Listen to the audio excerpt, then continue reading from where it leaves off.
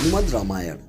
ऐसा माना जाता है कि प्रभु श्री राम की रावण के ऊपर विजय प्राप्त करने के पश्चात ईश्वर की आराधना के लिए हनुमान हिमालय पर चले गए।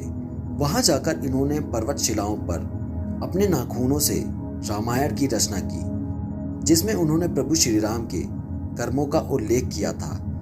कुछ समय उपरांत जब महर्षि वाल्मीकि हनुमान जी को अपने द्वारा रची हुई रामायण दिखाने पहुंचे तो उन्होंने हनुमान जी द्वारा रचित रामायण भी देखी। उसे देखकर वाल्मीकि थोड़े निराश हो गए। हनुमान ने उनसे उनकी निराशा का कारण पूछा तो महर्षि बोले कि उन्होंने कठोर परिश्रम के पश्चात जो रामायण रची है वो हनुमान की रचना के समझ कुछ भी नहीं है, अतः आने वाले समय में उनकी रचना उपेक्षित रह जाएगी। यह सुनकर हनुमान ने रामायण रचित पर्वत शिला को एक कंधे पर उठाकर दूसरे कंधे पर महर्षि वाल्मीकि को बिठाकर समुद्र के पास गए और स्वयं द्वारा की गई रचना को राम को समर्पित करते हुए समुद्र में समा दिया। तभी से हनुमान द्वारा रची हुई हनुमत रामायण उपलब्ध नहीं है।